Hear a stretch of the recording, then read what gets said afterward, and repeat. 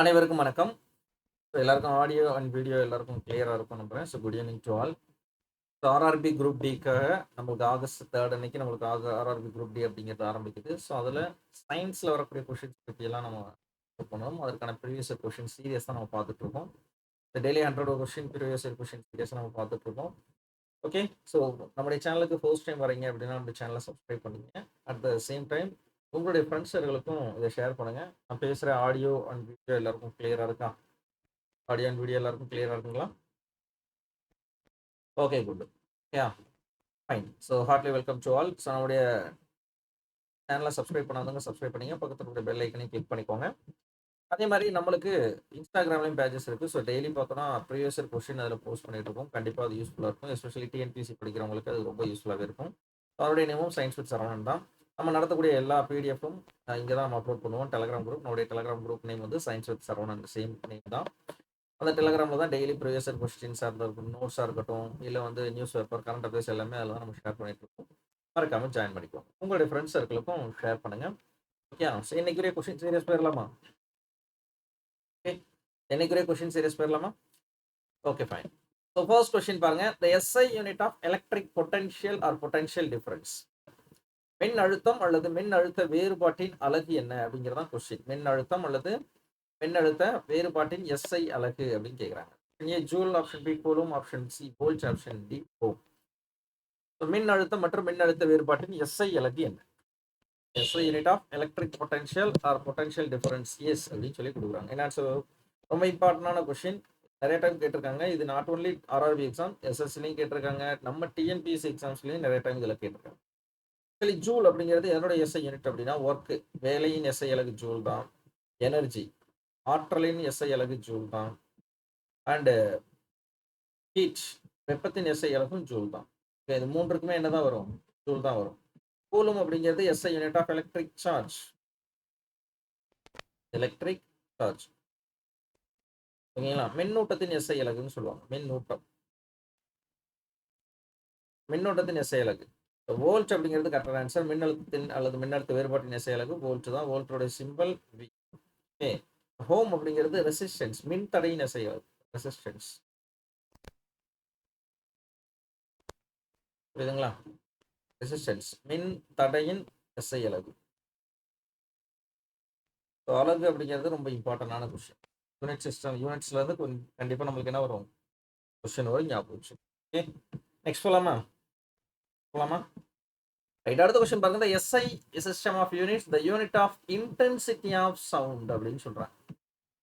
Intensity of sound, intensity அப்படின்னு சொல்றாங்க. ஒலிச்செறிவின் அலகு என்ன அப்படிங்கிறது. ஒலிச்செறிவு அப்படின்னா இன்டென்சிட்டி.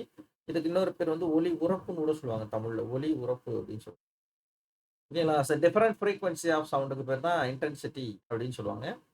ஒலிச்செறிவின் அலகு அப்படின்னு கேட்டாங்கன்னா ரேடியன், டெசிபிள், கேண்டிலா, ஹெட்ஸ்ன்னு கொடுத்துருக்காங்க. என்ன ஆன்சர் வரும்? ஆப்ஷன் பி, டெசிபிள் அப்படிங்கிறதா கரெக்டான ஆன்சர். ஸோ டி பி அதோடைய சிம்பிள். மற்றதெல்லாம் என்ன சார் அப்படின்னா plane angle, radian. Unit of plane angle, தலக்கோணத்தின் எஸ்ஐ அலகு. பிளேன் ஆங்கிள், தலக்கோணத்தின் எஸ்ஐ அலகு. அடுத்து கேண்டிலா அப்படிங்கிறது லூமினஸ் இன்டென்சிட்டி. லூமினஸ் இன்டென்சிட்டி இதுவும் ஒளிச்செறிவு தான். பட் இது வந்து எதை சொல்றாங்க? லைட் ஒளி. லூமினஸ் இன்டென்சிட்டினா கேண்டிலா அப்படிங்கிறது லைட், ஒளிச்செறிவின் அளவு. ஒளிச்செறிவு, சரிங்களா? ஹெட்ஸ் அப்படிங்கிறது frequency of sound. Frequency of sound, ஒளியின் அதிர்வெண்ணின் அளவு. ஹெட்ஸ், ஹெச் இசட், அதோடைய சிம்பிள் என்னங்க? H Z. ஃப்ரீக்வன்சி, அதிர்வெண்ணின் அளவு. அதிர்வெண், ஒளியின் அதிர்வெண்ணின் அளவு அப்படின்னு சொல்லப்படுது. ஓகேங்களா? ஸோ ரேடியன் அப்படிங்கிறது தலக்கோணத்தின் அளவு. தலக்கோணம் அப்படின்னு சொல்லுவாங்க. அதனுடைய அழகு தான் ரேடியன் சொல்லப்படுது. அப்ப இந்த கொஸ்டினுக்கு ஆன்சர் என்னங்க? ஆப்ஷன் பி அப்படிங்கிறது தான் கரெக்டான ஆன்சர். டெசிபிள் அப்படின்னு சொல்றோம். சரிங்களா? டெசிபிள் அப்படிங்கிறது கரெக்ட். ஓகே, நெக்ஸ்ட் கொஸ்டின் பார்க்கலாம். Which of the following is most abundant element in our எர்த்னு கொடுக்குறாங்க. சரிங்களா? ஸோ புவியில் அதிகமாக கிடைக்கக்கூடிய தனிமம் என்ன அப்படிங்கிறது கொஸ்டின். இதுக்கு முன்னாடி பார்த்த மாதிரியே இருக்கே அப்படின்ற மாதிரி யோசிக்கிறது. இதுக்கு முன்னாடி பார்த்தது எர்த்தோட கிரஸ்ட். புவியின் மேலோட்டில் காணப்படக்கூடிய அதிகம் காணப்படக்கூடிய தனிமம் அப்படின்னு பார்த்தோம். புவியின் மேலோட்டு மேலோட்டில் தான் என்ன இருக்கும்? ஆக்சிஜன் அதிகமாக இருக்கும். சரிங்களா? பட் இங்கே கேட்ட ஒரு கொஸ்டின் என்னன்னா, மோஸ்ட் ஆஃப் எர்த்துன்னு கேட்டாங்கன்னா, புவிக்கு கீழே அதிகமாக காணப்படக்கூடிய தனிமம். ஓகே, புவியின் மேலோடுனா என்னென்ன வருங்க? ஃபர்ஸ்ட் ஒன் ஆக்சிஜன் பார்த்தோம், ஞாபகம் இருக்கு. போன நேத்தா இல்லை அதுக்கு முதல் நாளான்னு தெரியல. நம்ம அந்த கொஸ்டின் நம்ம பார்த்துருக்கோம். ஓகேங்களா? ஆக்சிஜன். ரெண்டாவது என்ன இருக்கும்? சிலிக்கான் இருக்கும். மூன்றாவது என்னங்க இருக்கும்? அலுமினியம். இது புவியின் மேலோட்டில் அதிகம் காணப்படக்கூடிய தனிமங்கள். அப்ப எர்த்துன்னு கேட்டாங்கன்னா, வெறுமனே எர்த்து பூமிக்கு கீழே அப்படின்னு கேட்டாங்கன்னா, அயன் தான் அதிகமா இருக்கும். இரும்பு தான் அதிகமா இருக்கும். இரும்பு கனிமம் அதிகமாக இருக்கும். அப்ப இந்த கொஸ்டினுக்குரிய ஆன்சர் ஆப்ஷன் டி தான் கரெக்டான ஆன்சர். கிளியரா? ஓகே. சப்போஸ் இந்த இடத்துல எர்த் கிரஸ்ட்னு வந்துருந்துச்சுன்னா ஆக்சிஜன் வந்துரும். ஓகேங்களா? அலுமினியம் அப்படிங்கிறது மெட்டல். ஒரு உலோகம். சிலிக்கான் அப்படிங்கிறது மெட்டல் ஆயிடு. உலோக போலி. ஓகே. ஆக்சிஜன் அப்படிங்கிறது நான் மெட்டல். ஆக்சிஜன்றது என்னதுங்க? நான் மெட்டல். அலோகம் அப்படின்னு சொல்றோம். அலோகம். அயன் அப்படிங்கிறதும் மெட்டல் தான். அயன் அப்படிங்கிறதும் ஒரு வகையான மெட்டல், உலோகம் தான். ஓகே. அப்போ கொஸ்டின் நம்பர் 3க்கு என்னங்க ஆன்சர் வரும்? கொஸ்டின் நம்பர் 3க்கு ஆப்ஷன் டி இஸ் a கரெக்டான ஆன்சர். ஓகேங்களா? நெக்ஸ்ட் கொஸ்டின் போயிடலாமா? நெக்ஸ்ட் கொஸ்டின் பாருங்க. ஒரு கால்குலேஷன், ஒரு problematic sum. Calculate the velocity அப்படின்னு கேட்குறாங்க. அப்போ பி தான் கால்குலேட் பண்ண சொல்றாங்க. Okay. If moving a body of mass 5 kilogram, mass கொடுத்துட்டாங்க, எம் கொடுத்துட்டாங்க, அண்ட் லீனியர் மொமெண்டம் கொடுத்துறாங்க. Linear momentum 2.5 kg. Linear momentum என்னது? பி கொடுத்துட்டாங்க. பி கொடுத்து எம் கொடுத்து வி கேட்குறாங்க. அதான மீனிங்? ஓகே. அப்போ என்னென்ன கொடுத்துருக்காங்கன்றதை எழுதிக்கலாமா? கிவன் மாஸ் கொடுத்துட்டாங்க, நிறை எம் எவ்வளவு? 5 கிலோகிராம். அடுத்து பார்த்தோம்னா லீனியர் மொமெண்டம். லீனியர் மொமெண்டம் உந்தம். Momentum P is equal to 2.5 kilogram metre per second. Okay. என்ன கேட்குறாங்கன்னா V கேட்குறாங்க. ஃபார்முலா என்னங்க? P is equal to mv அப்படிங்கிறது ஃபார்முலா. ஆனால் கொடுத்துருக்கூடியது என்னது? V கேட்குறாங்க. அப்போ P பை எம்ன்றது தான் வரும். கரெக்டாக? அப்போ P எவ்வளோ வருது? 2.5. அப்போ 2.5 டிவைடட் பை 5. அவ்வளோதான். என்ன ஆன்சர் வரும்? ஆன்சர் வரும் 2.5 ரெண்டரை. ஓகேங்களா? ஸோ 1/2 அப்படின்றது வரும். 1/2 கேன்சல் பண்ணோம்னா 0.5 metre per second. Answer okay. Option தான் கரெக்ட். சரியா? கிளியரா இருக்கா? ஆப்ஷன் சி இஸ் a கரெக்டான answer. Option C is a கரெக்டான ஆன்சர். கொஸ்டின் நம்பர் 5க்கு option C 0.5 metre per second. Metre second power -1. சரியா? Okay, next question. The phenomenon of transfer of heat with movement of molecules is known as. மூலக்கூறுகள் நகர்ந்து வெப்பம் மாற்றப்படும் நிகழ்வு. வெப்பம் மாற்றப்படும்ன்றத விட வெப்பம் பரிமாற்றப்படும் நிகழ்வு. பரிமாற்றப்படும் நிகழ்வுக்கு பேர் என்ன பேர் அப்படின்னு கேட்டாங்கன்னா, மூலக்கூறுகள் நகர்ந்துன்னு சொல்றாங்க. With movement of molecules. With movement of molecules.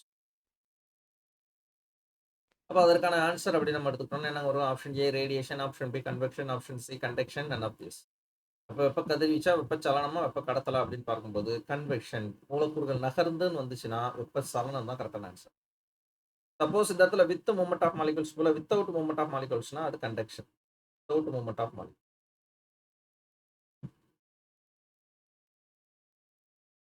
Without movement of molecules. மூலக்கூறுகள் நகராமல் கடத்தப்பட்டால் அதுக்கு பேர் என்னது? வெப்ப கடத்தல். ஓகே. கண்டக்ஷன் அப்படிங்கிறது ஒன்லி சாலிட்ல மட்டும் தான் இருக்கிறோம். ஏன்னா சாலிட்ல தான் என்ன கிடையாது? மூலக்கூறுகளுக்கு இடைப்பட்ட இடைவெளி காணப்படாது. அதில் ஒன்லி சாலிட் மட்டும் தான் நடைபெறும். பட் கன்வெக்ஷன் அப்படிங்கிறது லிக்விட்லையும் நடைபெறும், கேஸ்லையும் நடைபெறும். ரெண்டுலையுமே கன்வெக்ஷன் வெப்பச்சலனம் நடைபெறும். பட் ரேடியேஷனுக்கு எந்த ஒரு மீடியமும் தேவையில்லை. ஈவன் வேக்கம் வெற்றிடத்தில் கூட பரவும். ரேடியேஷன் அப்படின்னா என்னன்னா, வித் மூவ்மெண்ட் ஆஃப் மாலிகூல்ஸ்னா கன்வெக்ஷன், வித்தவுட் மூவ்மெண்ட் ஆஃப் மாலிகூல்ஸ்னா conduction. Okay. In electro magnetic வேவ்ஸ்ல பரவுச்சுன்னா ட்ரான்ஸ்ஃபர் ஆஃப் ஹீட் வந்து மின்காந்த அலை வடிவில் பரவினால் எலக்ட்ரோ மேக்னெட்டிக் வேவ்ஸ். மின்காந்த அலை வடிவில் பரவினால் கதிர்வீச்சு. சரிங்களா? மின்காந்த அலை வடிவில் பரவினால். மின்காந்த அலை வடிவில் பரவினால் அதுதான் என்ன சொல்றாங்க? வெப்ப கதிர்வீச்சு. வெப்ப கதிர்வீச்சு அப்படின்னு பேர். கிளியரா? அப்போ வெப்ப கதிர்வீச்சு பரவணும் அப்படின்றதுக்கு ஒரு மீடியமும் தேவையில்லை. எல்லா மீடியம்லயும் பரவும். சாலிட்லயும் பரவும், லிக்விட்லயும் பரவும், கேஸ்லயும் பரவும், ஈவன் வேக்கம் வெற்றிடத்தில் கூட ரேடியேஷன் பரவும். வேக்கம்ல கூட இது நடக்கும். சரிங்களா? எழுதி வச்சுக்கணும். அப்ப இந்த கொஸ்டினுக்குரிய ஆன்சர் என்னங்க? மூலக்கூறுகள் நகர்ந்து வெப்ப பரிமாற்றப்படும் நிகழ்வு வெப்பச்சலனம் அப்படிங்கிறது கரெக்டான ஆன்சர். கிளியரா? வெப்பச்சலனம் புரியுதுங்களா? Okay good. நெக்ஸ்ட் கொஸ்டின் பார்க்கலாமா? நெக்ஸ்ட் கொஸ்டின் பாருங்க. Which of the following is a conservative force? சரிங்களா? Of the following is a conservative force. எது வந்து பின்வருவற்றுள் மாறாத விசை என்று அழைக்கப்படுகிறது அப்படின்னு கேட்குறாங்க. ஆப்ஷன் ஏ எலக்ட்ரோஸ்டாட்டிக் ஃபோர்ஸா, ஆப்ஷன் பி கிராவிடேஷனல் ஃபோர்ஸா, ஆப்ஷன் சி ஃப்ரிக்ஷனல் ஃபோர்ஸா, இல்ல போத் ஏ அண்ட் பி வரும். என்ன ஆன்சர் வரும்? என்ன ஆன்சர் வரும்? கிராவிடேஷனல் ஃபோர்ஸ் அப்படிங்கிறது கன்சர்வேட்டிவ் ஃபோர்ஸா இல்லையா அப்படிங்கிறத ஞாபகம் வச்சுக்கிட்டாலே ஈஸியாக இதை ஆன்சர் பண்ணலாம். Okay okay fine. ஸோ பார்க்கலாமா? ஸோ கீழ்கண்டவற்றில் எது வந்து மாறாத விசை அப்படின்னு அர்த்தம். ஸோ விசை வந்து மாறாத எதுனா புவியீர்ப்பு விசை தான். இப்போ கிராவிடேஷனல் ஃபோர்ஸ் கண்டிப்பாக வரும். பி வரும் அப்படின்னாலே கண்டிப்பாக என்ன வரலாம்? ஏவும் வரலாம், ஏவும் வரலாம். இப்போ எலக்ட்ரோஸ்டாட்டிக் ஃபோர்ஸும் ஒரு வகையான இயற்பியல் விசை தான். ரெண்டுமே வரும். அதனால போத் ஏ அண்ட் பி தான் கரெக்டான ஆன்சர். ஓகேங்களா? ஃப்ரிக்ஷனல் ஃபோர்ஸ் இஸ் நான் கன்சர்வேட்டிவ் ஃபோர்ஸ். ஃப்ரிக்ஷனல் ஃபோர்ஸ் நான் கன்சர்வேட்டிவ் ஃபோர்ஸ் அப்படிங்கிறத எழுதிக்கணும், தெளிவாக எழுதிக்கணும். மாறும். நான் கன்சர்வேட்டிவ் அப்படின்னா மாறும் விசையை போட்டுருது.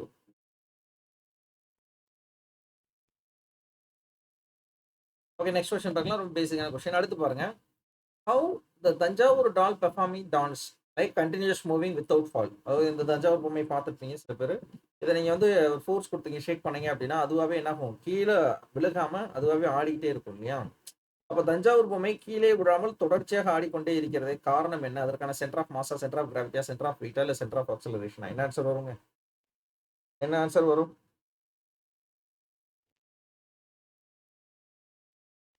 இந்த கொஸ்டினுக்குரிய ஆன்சர் என்ன வரும்? தஞ்சாவூர் பொம்மை கீழே விழாமல் தொடர்ச்சியாக ஆடிக்கொண்டே இருக்கிறது. காரணம் என்ன? அதனுடைய ஈர்ப்பு மையமா? சரி, நிறை மையம். ஈர்ப்பு மையம் ஆக்சுவலி இங்க மாறி இருக்கு. சென்டர் ஆஃப் மாஸ்ன்னு கொடுத்துருக்குது ஏ, இங்க வந்து நிறை மையம் சென்டர் ஆஃப் பீல கொடுத்துருக்காங்க. ஓகே, ஆன்சர் என்னன்னா சென்டர் ஆஃப் கிராவிட்டி தான் கரெக்டான ஆன்சர். ஓகேங்களா? ஈர்ப்பு மையம் அதான் ஆன்சர். கிளியரா? ஸோ ஆப்ஷன் வந்து பியில், அதாவது தமிழ் மீடியத்தில் மாறி இருக்கு. பி வந்து ஏவும், ஏ வந்து பியாவும் மாறி இருக்கு. ஓகே, ஈர்ப்பு மையம் தான் கரெக்டான answer. Centre of gravity. Centre of gravity தான் கரெக்டான ஆன்சர். ஸோ ஆப்ஷன் இங்கிலீஷ் மீடியத்தில் பார்த்தோம்னா ஆப்ஷன் பி. ஓகேங்களா? இப்போ இதை மாற்றிக்கலாம். இப்போ இதை பின்னு வச்சுக்கலாம், இதை ஏன்னு கூட வச்சுக்கலாம். அவ்வளோதான். ஆப்ஷன் பி தான் கரெக்டான ஆன்சர். ஓகே, நெக்ஸ்ட் கொஸ்டின் பார்க்கலாமா? நெக்ஸ்ட் கொஸ்டின் பார்க்கலாமா? Next question. The electric heater resistance 5 ohm R கொடுத்துட்டாங்க. Is connected to the electric source if a current கொடுத்துட்டாங்க 6 ஆம்பியர், ஐ கொடுத்துருக்காங்க. Flows through the heater that find the amount of heat கேட்குறாங்க in 5 minutes கொடுக்குறாங்க. ஓகேவா? அப்போ இதுல என்னென்ன கொடுத்துருக்காங்கன்றத வந்து எழுதிக்கலாமா? கிவன் ரெசிஸ்டன்ஸ் ஆர் கொடுத்துட்டாங்க சார். ஆர் வந்து 5 ohm. அடுத்து என்ன கொடுத்துருக்காங்க? கரண்ட் ஐ கொடுத்துட்டாங்க. ஐ வந்து எவ்வளவு? 6 ஆம்பியர் கொடுத்துருக்காங்க. அடுத்து டைம் கொடுத்துருக்காங்க டி. டி வந்து எவ்வளவு? 5 minutesனு கொடுத்துருக்காங்க. ஆனால் யூனிட் என்னது? செகண்ட். அப்போ 5 minutes என்ன பண்ணணும்? செகண்டாக மாற்றணும். இப்போ 5 இன்ட்டு ஒரு செகண்டுக்கு 60, சரி ஒரு மினிட்டுக்கு 1 மினிட்டுக்கு 60 செகண்ட் அப்படின்னும் போது 5 இன்ட்டு 60 அப்போ எவ்வளோ வந்துடுது? 300 செகண்ட். என்ன கேட்குறாங்க? ஹச் கேட்குறாங்க. இது 3 இதனாலையும் தொடர்புபடுத்தக்கூடிய ஒரு ஃபார்முலா என்னங்க? ஜூல்ஸ் லா ஆஃப் ஹீட்டிங் தான். Joule's law of heat. கிளியரா? அப்போ H equal to I squared R into T. அவ்வளோதான். அப்போ ஐ ஸ்கொயர்ட் அப்படின்னா ஐ என்னது? 6. 6 இன்ட்டு 6 எவ்வளோ வரும்? 36 இன்ட்டு 6 எவ்வளோ இருக்குது? 5 இன்ட்டு எவ்வளவு? 300. அவ்வளோதான். இது 3 பெருக்கணும்னா ஆன்சர் ஓவர். இது 3 பெருக்கணும்னா எவ்வளவு? ஆன்சர் வரும் 36. 36 இன்ட்டு 5 அண்டு இன்ட்டு 3 5 15. 36 இன்ட்டு 15 போடலாமா? சரியா? கொஞ்சம் 15 19 4 2 5 540. சரிங்களா? அப்போ 540 ப்ளஸ் 2 0 சேர்த்தோம் அப்படின்னா 540 ப்ளஸ் 2 0 சேர்த்தோம்னா 54,000 ஜூல். 54,000 ஜூல். அதுதான் கரெக்டான ஆன்சர். Option C. ஆப்ஷன் கிளியரா? ஓகேங்களா? அந்த ஃபார்முலா புரியுதுங்களா? இந்த ப்ராப்ளமேட்டிக் சம் இது கேட்ட கொஸ்டின். குரூப் 2 எல்லாம் கேட்பாங்க, அடிக்கடி கேட்பாங்க. இதெல்லாம் வந்து ஒரிஜினல் குரூப் 2 கொஸ்டின். கேட்ட ஒரு கொஸ்டின் தான் இது. இந்த மாதிரி கொஸ்டின்ஸ் எல்லாம் நம்மளுக்கு ஏன்னா நம்மளுக்கு பிசிக்ஸை பொறுத்தளவு ப்ராப்ளமேட்டிக் சம் நிறைய கேட்பாங்க. ப்ராப்ளமேட்டிக் சம்ஸ் நிறைய கேட்பாங்க. அதனால வந்து இதை நல்லா படிச்சு வச்சுக்கோங்க. சரிங்களா? ரைட், அடுத்த கொஸ்டின் நம்பர் 9 பாருங்க. The rate of change of வெலாசிட்டின்னு கொடுக்குறாங்க. திசைவேகத்தின் மாறுபடு வீதம் எவ்வாறு அழைக்கப்படுகிறது அப்படின்னு கேட்குறாங்க. Option A speed, option B momentum உந்தம், ஆப்ஷன் சி ஆக்சலரேஷன் முடுக்கம், ஆப்ஷன் டி இடப்பெயர்ச்சி. ஆன்சர் வரும் rate of change of velocity, திசைவேகத்தின் மாறுபடு வீதம் எவ்வாறு அழைக்கப்படுகிறது அல்லது திசைவேகம் மாறுபடும் வீதம்.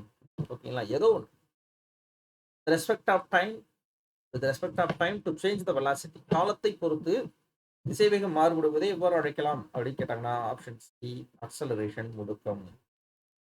அப்போ முடுக்கம் அப்படின்னு எடுத்துக்கிட்டோம்னா acceleration A is equal to change in velocity, மாறுபடுவது தானே சேஞ்ச், திசைவேகம் மாறுபடும், சேஞ்ச் தானே கொடுக்குறாங்க. அப்போ சேஞ்ச் இன் வெலாசிட்டி, திசைவேக மாறுபாடு டிவைடட் பை டைம். வீதம்னால என்ன அர்த்தம்? அது ரேட்னு வந்தாலே வித் ரெஸ்பெக்ட் டு டைம்னு அர்த்தங்க, வித் ரெஸ்பெக்ட் டு டைம்னு அர்த்தம். அப்போ டிவைடட் பை டைம் வரும். இது சிம்பிள் எழுதணும்னா A is equal to சேஞ்சுக்கு போல டெல்டா போடலாம், வெலாசிட்டிக்கு V போடலாம், டைமுக்கு T போடலாம். இந்த ஃபார்முலா புரியுதா? ஆக்சுவலி டெல்டானா என்ன அர்த்தம் அப்படின்னா ஃபைனல் மைனஸ் இனிஷியல்னு அர்த்தம். ஃபைனல் மைனஸ் இனிஷியல்னு அர்த்தம். இறுதி நிலை மைனஸ் தொடக்க நிலை என்பதுதான் அர்த்தம். அப்போ V அப்படின்னா ஃபைனல் வெலாசிட்டி மைனஸ் இனிஷியல் வெலாசிட்டின்னு வச்சுக்கலாம். அப்போ A is equal to final velocity. Final வெலாசிட்டியை நான் வந்து Vன்னு வச்சுக்கிறேன். இனிஷியல் வெலாசிட்டி யூன்னு வச்சுக்கிறேன். இனிஷியல் வெலாசிட்டி அதை வந்து புக்கு படி பார்த்தோம்னா யூன்னு வச்சுக்கலாம். இல்லை V1 V2 வச்சுக்கலாம். எப்படியா வச்சுக்கலாம். டிவைடட் பை டைமுக்கு Tன்னு வைக்கிறோம். சரியா? ஃபார்முலா என்ன? A is equal to V minus U divided by அவ்வளோதான். V means final velocity, U means initial velocity. Question யூனிட்னு கேட்டாங்கன்னா ஆக்சலரேஷன் யூனிட் மேலே வெலாசிட்டி இருக்குது, கீழே டைம் இருக்குது. வெலாசிட்டிக்கு யூனிட் என்ன? Metre by second divided by டைமுக்கு செகண்ட். மீட்டர் பை செகண்ட் இருக்குது. மீட்டர் பை செகண்ட் ஸ்கொயர்டுன்னு வந்துடும். அதை கொண்டு மேலே கொண்டு போனீங்கன்னா மீட்டர் செகண்ட் பவர் -2. கிளியரா? இதான் வந்து அக்சலரேஷனோட யூனிட். ஓகே, அதுவே ஸ்பீட் அப்படின்னா rate of change of distance வரும். ரேட் ஆஃப் சேஞ்ச் ஆஃப் டிஸ்டன்ஸ்னு வரும். தொலைவு மாறுபடும் வீதம் தான் எனது ஸ்பீடு அப்படின்னு அர்த்தம்.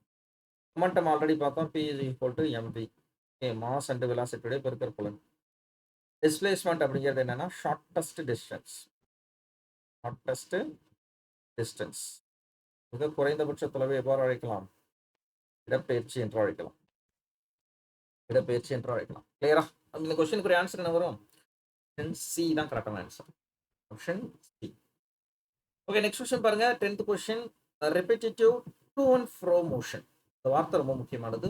முன்னும் பின்னுமாக இயக்கும் பொருளின் இயக்கம் எவ்வாறு அழைக்கப்படுகிறது அப்படின்னு கேட்டாங்கன்னா முன்னும் பின்னா முன்னா போயிட்டு பின்னாடி இந்த மாதிரி வரும். டு அண்ட் ஃப்ரோ. ஊஞ்சல் பார்த்துருக்கோம் இல்லையா? ஊஞ்சல் முன்னாடி போயிட்டு பின்னாடி வருது இல்லையா? அந்த மாதிரி முன்னும் பின்னமான இயக்கத்துக்கு பேர் என்ன அப்படின்னா that is called oscillatory motion, அலைவு இயக்கம். எடுத்துக்காட்டு பெண்டுலம். இந்த வால் கிளாக்ல எல்லாம் பெண்டுலம் இருக்குங்களா? தனி ஊசல், இந்த பெண்டுலம். அப்புறம் வந்து இந்த வைப்ரேட் த ஸ்ட்ரிங்னு சொல்லுவாங்க. ஸ்ட்ரிங் இருக்கு இல்லையா? அதாவது இழுத்துக்கிற வயலின்ல பார்த்தோம்னா அந்த ஸ்ட்ரிங், அந்த கம்பி இருக்கு இல்லையா? அந்த கம்பியை சுண்டி விட்டீங்கன்னா என்ன ஆகும்? முன்னும் பின்னுமா இயக்கும் இல்லையா? அது சொல்லலாம். ஸ்விங் ஸ்வாங் சொல்லலாம். ஊஞ்சல், ஸ்விங் ஸ்வாங், ஊஞ்சலுடைய இயக்கம். இதெல்லாம் முன்னும் பின்னுமான இயக்கம் தான். லீனியர் மோஷன்னா நேரா போகக்கூடியதுங்க. ஃபார் எக்ஸாம்பிள் லைட்டினுடைய motion linear motion of light அது லீனியர் மோஷன். சர்க்குலர் மோஷன்னா வளைவு இயக்கம், வட்டப்பாதையில் சுத்தக்கூடியது. லைட் பிளானட்ஸோட இயக்கம் எல்லாமே என்ன இயக்கம் தான்? சர்க்குலர் மோஷன் தான். ரேண்டம் மோஷன்னா இன்செக்ட், பூச்சிகளோட இயக்கம், especially the honey bee, house fly, இதனோட இயக்கம்லாம் ரேண்டம், ஒழுங்கற்ற இயக்கமாக தான் இருக்கும். ஓகேங்களா?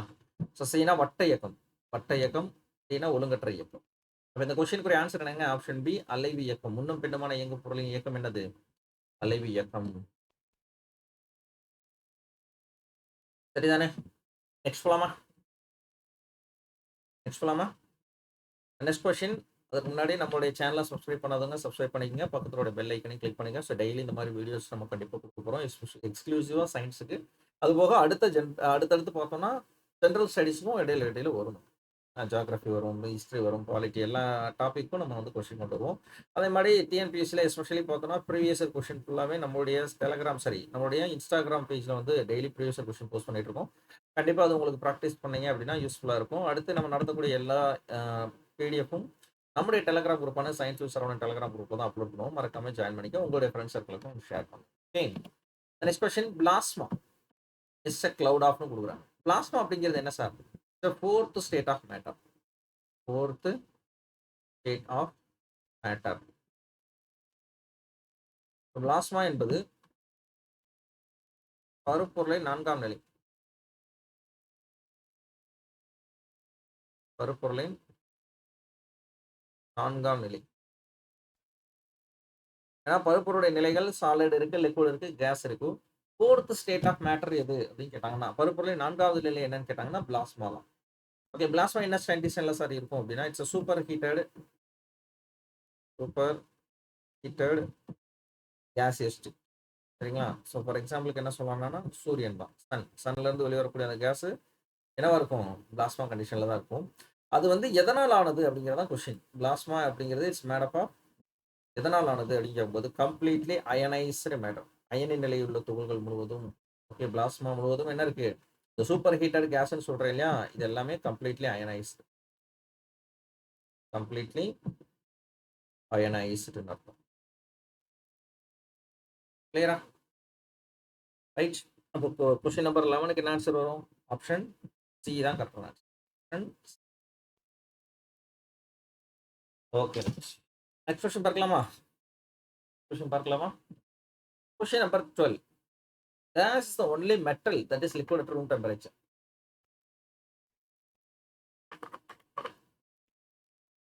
அறை வெப்பநிலையில் திரவ நிலையில் காணப்படக்கூடிய ஒரே உலோகம் எதுன்னு கேட்கிறாங்க.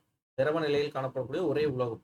Gas is the only metal liquid. ஓகேங்களா? லிக்விட் மெட்டல் எது அப்படின்னு கேட்குறாங்க. So mercury, bromine, gallium, sulphur. என்ன ஆன்சர் வரும்? கண்டிப்பாக இது எல்லாருக்கும் தெரியும். ஸோ மெர்குரியோட சிம்பிள் Hg. மெர்குரினா என்னங்க? பாதரசம். ஓகே, ஸோ பாதரசம் தான் அறை வெப்பநிலையில் காணப்படக்கூடிய ஒரே உலோகம். Option A. ஸோ புரோமின் அப்படிங்கிறது லிக்விட், ஒன்லி லிக்விட், நான் மெட்டல். ஒன்லி லிக்விட், நான் மெட்டல். திரவ நிலையில் காணப்படக்கூடிய ஒரே அலோகம்னு கேட்டாங்கன்னா அந்த இடத்துல புரோமின் வரும். ஆனால் கேட்டிருக்கக்கூடியது உலோகம்னு கேட்குறாங்க. அப்போ அந்த வகையில் ஆன்சர் ஆப்ஷன் ஏ தான் கரெக்டான ஆன்சர். கேலியம் திரவ நிலையில காணப்படாது. பாடி டெம்பரேச்சரோட டெம்பரேச்சர் கம்மினால நம்ம கையில் எடுத்தாலே உருகக்கூடிய ஒரு உலோகம் தான் கேலியம். யா, அதெல்லாம் ஆப்ஷன் ஏ தான் கரெக்டான ஆன்சர். ரொம்ப ஈஸியான ஒரு கொஸ்டின் தான். ஆல்ரெடி இதை நம்ம டிஸ்கஸ் பண்ணியிருக்கோம். சரியா? அடுத்து பாருங்க, கொஸ்டின் நம்பர் 13. இன் எ நியூக்ளியர் ரியாக்டர்.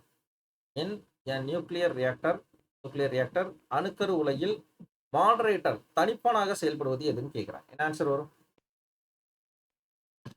தனிப்பான். இந்த அணுக்கரு உலையில் எது தனிப்பானாக பயன்படுகிறது? யுரேனியம் 235, கேட்மியமா, இல்லை போரானா, ஹெவி வாட்டரா? இது வந்து மாடரேட்டர். குயிக்காக ஆன்சர் பண்ணுங்க. இதுவும் நம்ம ஆல்ரெடி சொல்லியிருக்கோம்னு நினைக்கிறேன். சரிங்களா? அணுக்கரு உலைகள் அப்படிங்கிறது, அணுக்கரு உலையில அதனுடைய காம்பனன்ட்ஸ் ரொம்ப இம்பார்ட்டன்ட் ஆனது. சரிங்களா? அதோட காம்பனன்ட்ஸ் ரொம்ப இம்பார்ட்டன்ட். இது ஒவ்வொன்றும் நம்மளுக்கு கேட்கக்கூடிய ஒரு கொஸ்டின் தான். இதில் இருக்கக்கூடிய ஒவ்வொன்றுமே. ஓகே, ஆப்ஷன் என்ன ஆன்சர் வரும்? ஆப்ஷன் டி தான். ஓகேங்களா? அதான சார் மாடரேட்டர். கடைநிலை நீர் D2O இருக்குல்லையா, டியூட்டீரியம் ஆக்சைடு தான் கடைநிலை நீர்னு சொல்லுவோம். அதாவது இதில் வந்து நியூக்ளியர் ரியாக்டரில் அதிகப்படியான நியூட்ரான் வெளியிடப்படும். அதை வந்து தணிக்கக்கூடிய ஒரு செயலை செய்யக்கூடியது இந்த ஹெவி வாட்டர் தான். யுரேனியம் 235 வந்து ஃபியூவல் ஆக்ட் பண்ணும். ஃபியூவல் எரிபொருளாக பயன்படும். போரான் அண்ட் காட்மியம் ராட்ஸ் வந்து எதுக்கு யூஸ் பண்ணுவாங்கன்னா கண்ட்ரோலிங் ராட்ஸ், கட்டுப்படுத்தும் பணிகள்னு சொல்லுவாங்க. கண்ட்ரோலிங் ராட்ஸாக யூஸ் பண்ணுவாங்க. Controlling rods. சரிங்களா? ஹெவி வாட்டரும் கிராஃபைட்டும் பொதுவாக எதுக்கு பயன்படுத்துவாங்க? மாடரேட்டராக பயன்படுத்துவாங்க. கிளியரா? நெக்ஸ்ட் பார்க்கலாமா?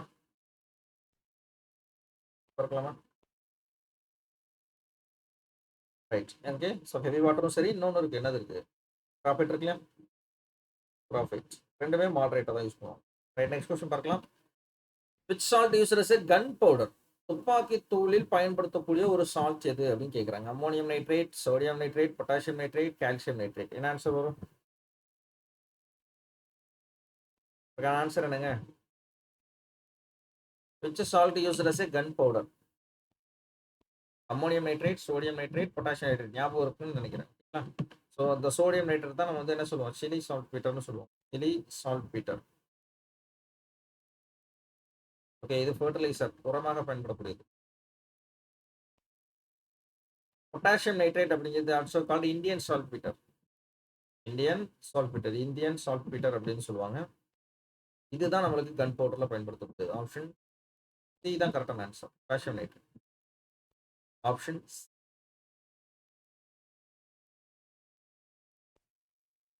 Okay.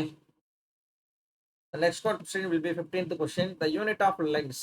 The unit of length is measured in. Length in அலகு dash ஆல் அளக்கலாம் அப்படின்றாங்க. Option A diopter, option B newton, option B aspheric, option D no unit. இதுல 4 என்ன ஆன்சர் வரும்? Unit of lens. ரொம்ப ஈஸியான ஒரு கொஸ்டின். லென்ஸினுடைய அலகு என்ன?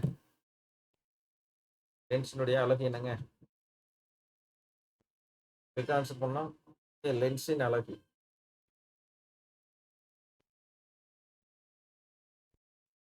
Okay, good.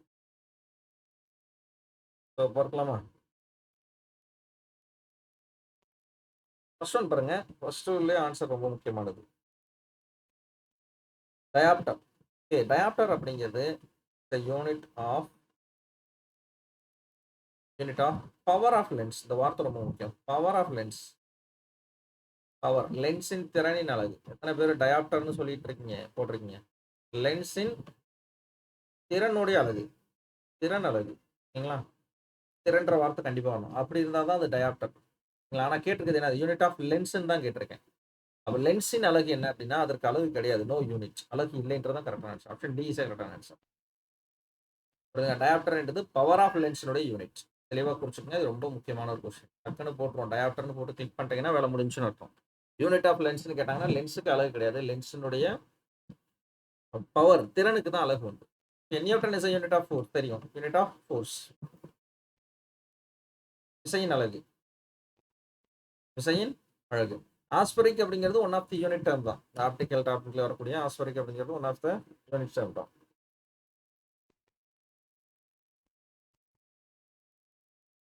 அப்ப இந்த கொஸ்டினுக்குரிய ஆன்சர் ஆப்ஷன் டி தான். அடுத்த கொஸ்டின் பார்க்கலாம். How many biosphere reserves in India? இந்தியாவில் இப்போ அட் பிரசன்ட்ல எத்தனை உயிர்கோள காப்பகங்கள் உள்ளன? உயிர்கோள காப்பகங்கள் எத்தனை உள்ளன அப்படின்னு கொஸ்டின் கேட்குறேன். என்ன ஆன்சர் வரும்? உயிர்கோள காப்பகங்கள் மொத்தம் எத்தனை? குயிக்காக நம்ம ஆன்சர் பண்ணோம் அப்படின்னா நிறைய கொஸ்டின்ஸ் பார்க்கலாம். அடுத்தடுத்து நம்மளுக்கு இருக்கு. பயோஸ்பியர் ரிசர்வ்ஸ் அப்படிங்கிறது யுனெஸ்கோவால் அறிவிக்கப்படும். யுனெஸ்கோ அப்படிங்கிறது ஃபண்ட் அலோகேட் பண்ணுவாங்க. ஓகே, அப்படி இந்தியாவில் மொத்தம் அறிவிக்கப்பட்ட இடங்கள் 18. அந்த 18ல தமிழ்நாட்டில் எத்தனை இருக்கு அப்படின்னு கொஸ்டின் கேட்டாங்கன்னா 3 இருக்கு. தமிழ்நாட்டில் 3 இருக்கு. ஒன்று வந்து நீலகிரி, ரெண்டாவது பார்த்தோம்னா மன்னார் வளைகுடா, கல்ஃப் ஆஃப் மன்னார், மன்னார் வளைகுடா. மூணாவது அகஸ்தியர் மலை. இந்தியாவுக்கு தமிழ்நாட்டுக்கு கேரளாவுக்கு எல்லையில் இருக்கக்கூடிய அகஸ்தியர் கொண்டிருக்கு. அகஸ்தியா மலை, அகஸ்தியா ஹில்ஸ். ஓகே, இந்த 3 தமிழ்நாட்டில் இருக்கிற பயோஸ்பியர் ரிசர்வ்ஸ். ஒட்டுமொத்த இந்தியாவில் இருக்குன்னா 18. சார் 18 நேம் கொஞ்சம் படிச்சு வச்சுங்க. சம்டைம்ஸ் அவங்க கொஸ்டின் கேட்பாங்க. இப்போ இந்த கொஸ்டினுக்கு ஆன்சர் ஆப்ஷன் சி 18. சரியா? அடுத்த கொஸ்டின் நம்பர் 17 பாருங்க. எ ஃபுட் வெப். உணவு வலை என்பது என்ன? உணவு வலை அப்படின்னா என்ன? உணவு சங்கிலின்றது எல்லாரும் கேள்விப்பட்டிருக்கோம். உணவு சங்கிலி, ஃபுட் செயின் இருக்கு இல்லையா? இந்த ஃபுட் செயின் என்னது? ஒரு உணவை சார்ந்து ஒரு உணவு. ஓ, வயல்வெளி பகுதி, கிராஸ், புல்வெளி பகுதிகள் இருக்கு இல்லையா? அந்த ரைட் பார்த்தோம்னா இப்போ பிளான்ஸ் இருக்கும், தாவரங்கள் இருக்கும். இந்த தாவரங்களை சாப்பிட்றதுக்கு என்ன இருக்கும்? ரேட், எலி இருக்கும். அந்த ரேட்டை சாப்பிட்றதுக்கு அதுலேயே ஸ்னேக் இருக்கும், பாம்பு இருக்கும். அந்த ஸ்னேக்கை சாப்பிட்றது ஈகிள், கழுகாக இருக்கும். ஏன்? அப்போ இந்த இடத்துல ஒரு உணவை சார்ந்து ஒரு வாழ்ந்துட்டு இருக்கலையா? ஒரு உணவை சார்ந்து ஒரு உணவு. அப்போ இதுக்கு பேர் தான் என்னது? ஃபுட் செயின் அப்படின்னு சொல்றோம். உணவு சங்கிலி. ஆனா இங்க நம்மளுக்கு கொஸ்டின்ல என்ன கேட்கறாங்க அப்படின்னா உணவு வலைனா என்னன்னு கேட்கறாங்க. இப்போ பிளான்ஸ் இஸ் அ ப்ரொடியூசர். தாவரங்களை எப்பயுமே ஆல்வேஸ் ப்ரொடியூசர்ஸ். அவங்க தான் உற்பத்தியாளர்கள். பிளான்ஸ் யார் ஃபர்ஸ்ட் சாப்பிட்றாங்களோ அவங்க வந்து முதல் நிலை நுகர்வு, பிரைமரி கன்சியூமர். முதல் நிலை நுகர்வோரை சாப்பிட்றவங்க இரண்டாம் நிலை நுகர்வோர், secondary consumer. Snakes secondary consumer, eagle is tertiary consumer. சரியா? இந்த மாதிரி ஒரு உணவை சார்ந்து இன்னொரு உயிரி வாழ்ந்துச்சு அப்படின்னா அதற்கு பேர் வந்து ஃபுட் செயின். இதுல ஏற்படக்கூடிய ஓவர்லேப் தான் என்னது? ஃபுட் வெப்னு சொல்லுவோம். Overlap of food chain. இணைப்பு அல்லது குறுக்கீடுன்னு சொல்லலாம். இப்போ அந்த வகையில பார்க்கும்போது இன்டர்லாக்கிங் ஆஃப் ஃபுட் செயின்ஸ். உணவுச் சங்கிலியில் ஏற்படக்கூடிய பிணைப்பு. Is called answer food web, உணவு வலை. புரியுதுங்களா? அப்போ உணவுச் சங்கிலியில் ஏற்படக்கூடிய ஃபுட் இன்டர்லாக்கிங் சொல்லலாம் அல்லது ஓவர்லேப் ஆஃப் ஃபுட் செயின் சொல்லலாம். Overlapping of food chain. உணவுச் சங்கிலியில் ஏற்படக்கூடிய ஒரு குறுக்கீடு. உணவுச் சங்கிலியில் ஏற்படும் குறுக்கீடு.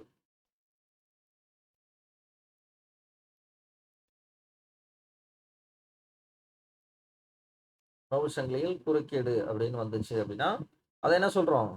ஃபுட் வெப், உணவு வலைன்னு சொல்றோம். அவ்வளவுதான். சரிங்களா? ரொம்ப ஈஸியான ஒன்று தான். அடுத்து பார்க்கலாம் 18. growth of plants only in water without சாயில்னு கொடுக்குறாங்க. சரியா? தாவரங்களை மண் இல்லாமல் தண்ணீரில் மட்டுமே வளர்க்கும் முறை எது? தாவரங்களை. அப்படி என்றால் அதற்கு பெயர் என்ன அப்படின்னு கேட்குறோம். ரொம்ப ஈஸியான ஒரு கொஸ்டின். என்ன ஆன்சர் வரும்? தண்ணீரில் மட்டுமே தாவரங்களை வளர்க்கும் முறைக்கு என்ன பெயர் அப்படின்னு கேட்குறாங்க. தண்ணீரில் மட்டுமே வளர்க்கும் முறை. ஓகே, மண் இல்லாமல் தண்ணீரில் மட்டுமே வளரக்கூடியது என்ன பேரு? ஹைட்ரோபோனிக்ஸ்னு பேர். Option B hydroponics. இதுவே வாட்டர் இல்லாம, சரி, மண் இல்லாம காற்றுல மட்டும் கேட்டாங்கன்னா, ஏர் காற்றில் மட்டுமே வளர்க்கும் முறைக்கு பேர் என்ன பேருன்னு கேட்டாங்கன்னா ஏரோபோனிக்ஸ் பேர். ஏரோபோனிக்ஸ். ஓகே, ஏரோபோனிக்ஸ் பேர். தமிழ்லேயே அப்படிதான் கொடுப்பாங்க. தண்ணீரில் அப்படின்ட்டு இல்லாம தண்ணீருக்கு பதிலாக காற்றில் மட்டுமே வளரக்கூடியது அப்படின்னு கொஸ்டின் கேட்டாங்கன்னா ஏரோபோனிக்ஸ்.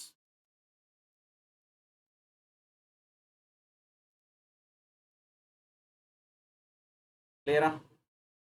அப்போ கொஸ்டின் நம்பர் 18 என்ன ஆன்சர் வரும்? Option B is correct answer. அடுத்த question number 19. Which of the following characters true about fungi? பூஞ்சையை பற்றி உண்மையான தகவல் எது? உண்மை எது உண்மைன்னு கேட்குறாங்க. அது கொடுத்துருக்கூடிய ஸ்டேட்மெண்ட்ல எது சரி அப்படின்னு கேட்குறாங்க.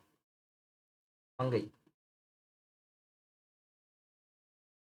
ஓகே, ஒவ்வொரு ஸ்டேட்மெண்ட்டை நம்ம பார்க்கலாமா? ஃபர்ஸ்ட் ஒன் பாருங்க. ஹெட்ரோட்ரோபிக் பிளான்ட்ஸ்னு கொடுக்குறாங்க. பிற சார்பு உடைய தாவரங்கள். பிற சார்புடைய தாவரங்கள், பிற சார்பு உயிரிகள். அதாவது தனக்குத்தானே உணவை தயாரித்து கொள்ளாது. ஏன்னா உங்ககிட்ட என்ன இருக்காது? குளோரோஃபில் இருக்காது. யாருக்கிட்ட? பூஞ்சைகள்கிட்ட not present in chlorophyll. Not present chlorophyll.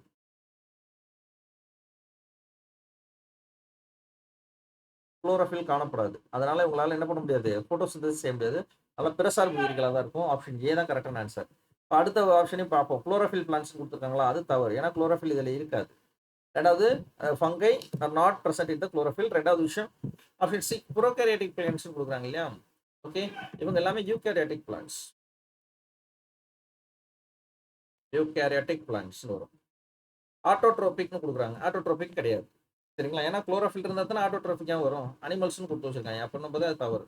சரிங்களா? அப்போ இந்த கொஸ்டின்லேயே எது கரெக்டான ஆன்சர் அப்படின்னு பார்த்தோம்னா ஆப்ஷன் ஏ இஸ் கரெக்டான ஆன்சர். பிற சார்பு உயிரிகள். பிற சார்பு உயிரிகள். Okay, right.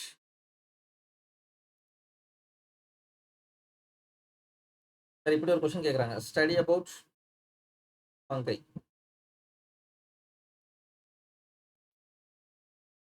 இதை பற்றி படிக்கும் பிரிவு என்னங்க? மைக்காலஜி. சரிங்களா? மைக்காலஜி. ஓகே, நெக்ஸ்ட் கொஸ்டின் பார்க்கலாம். Question number 20. 1 nanometre is equal to dash மீட்டர்னு கொடுக்குறாங்க. ஒரு நேனோமீட்டர் என்பது எதற்கு ஈக்குவல் அப்படின்னு சொல்லி கொடுத்துருக்காங்க. 10 பவர் ஆஃப் -6 மீட்டரா, 10 பவர் ஆஃப் -15 மீட்டரா, 10 பவர் ஆஃப் -5 மீட்டரா, இல்லை 10 பவர் ஆஃப் -9 மீட்டரா? ரொம்ப ஈஸியான ஒரு கொஸ்டின். என்ன ஆன்சர் வரும்?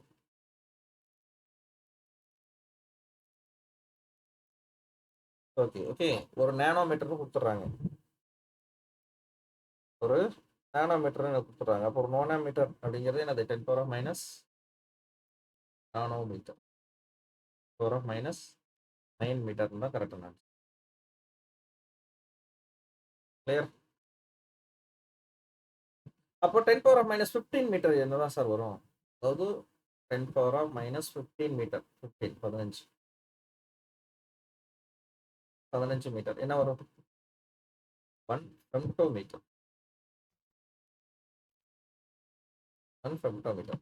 இந்த ரெண்டும் ரொம்ப இம்பார்ட்டன்ட். ஃபெம்டோவும் அதுக்கப்புறம் வந்து நானோமீட்டரும் அடிக்கடி கேட்பாங்க. சரிங்களா? ரைட். அதான் யூனிட்ஸ். இதெல்லாம் வந்து என்னதுங்க? ஸ்மாலர் யூனிட்ஸ்ன்னு சொல்லுவாங்க. இது கொஞ்சம் பார்த்துப்போம். நெக்ஸ்ட் கொஸ்டின் அதே மாரி நம்மளுடைய சேனல சப்ஸ்கிரைப் பண்ணாதவங்க சப்ஸ்கிரைப் பண்ணி வச்சுக்கோங்க. பக்கத்துல பெல் ஐக்கனையும் கிளிக் பண்ணி வச்சுக்கோங்க. அட் த சேம் டைம் நம்முடைய இன்ஸ்டாகிராம் பேஜையும் ஃபாலோ பண்ணீங்க. டெய்லி ப்ரீவியஸ் இயர் கொஸ்டின் தான் போட்டுட்ருக்கோம். கண்டிப்பா யூஸ்ஃபுல்லா இருக்கும்.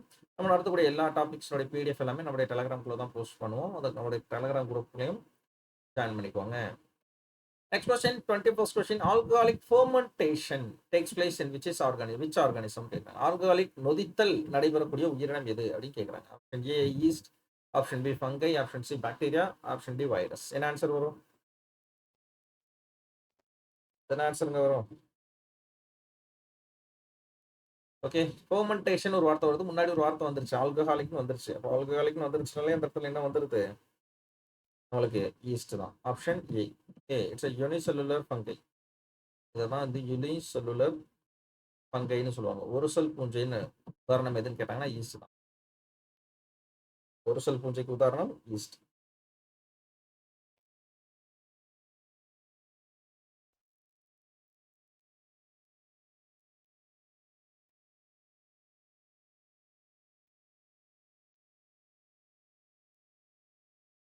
நெக்ஸ்ட் கொஸ்டின் பார்க்கலாம். Which of the following is not a function of transpiration? கீழே கொடுக்கப்பட்டுள்ள எது நீராவி போக்கின் பணி இல்லைன்னு கொடுத்துருக்காங்க. என்ன ஆன்சர் வரும்? நீராவி போக்கின் பணி இல்லை அப்படின்னு சொல்லி கேட்குறாங்க. என்ன ஆன்சர் வரும்? Option A uptake of water, excretion of minerals, cooling of leaves, uptake of minerals. என்ன ஆன்சர் வராது? எது இல்லை? எது not the function of transpiration? நீராவி போக்கு. நீராவி போக்குன்னு தெரியலங்க. நீரானது இலைத்துளையின் வழியே வெளியேறுதல். அதான் நீராவி போக்கு. அப்ப இந்த 3ல எது வராது சார்? இந்த 4ல எது வராதுன்னு கேட்குறாங்க. என்ன ஆன்சர் வரும்? என்ன ஆன்சர் வரும்?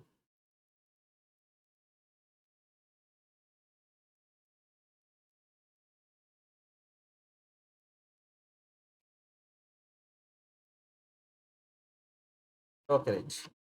ஃபர்ஸ்ட் ஒன் பாருங்க. நீரை உறிஞ்சுதல்னு கொடுத்துருக்காங்க. நீரை உறிஞ்சுதல் யாருடைய பணி? நீரை உறிஞ்சுதல் அப்சார்ப்ஷன் ஆஃப் வாட்டர் அப்படின்னு நம்ம எடுக்கக்கூடியது. அது வேறொன்னுடைய பணி. சரிங்களா? எக்ஸ்கிரேஷன் ஆஃப் மினரல், தனிமங்களை வெளியேற்றுதல் அப்படின்னு சொல்லி கொடுக்குறாங்க. Excretion of minerals, cooling of leaves. Cooling of leaves இது நல்ல கண்டிப்பாக வரும். டிரான்ஸ்பிரேஷனுக்கு கூலிங் ஆஃப் லீவ்ஸ் வரும். Uptake of minerals, uptake of water வரும். பட் இந்த 3 செகண்ட் பாயிண்ட் பாருங்க. எக்ஸ்கிரேஷன் ஆஃப் மினரல்ஸ், தனிமங்களை வெளியேற்றுதல் அப்படிங்கிறது யாருடைய பணி இல்லை? நீராவி போக்கினுடைய பணி.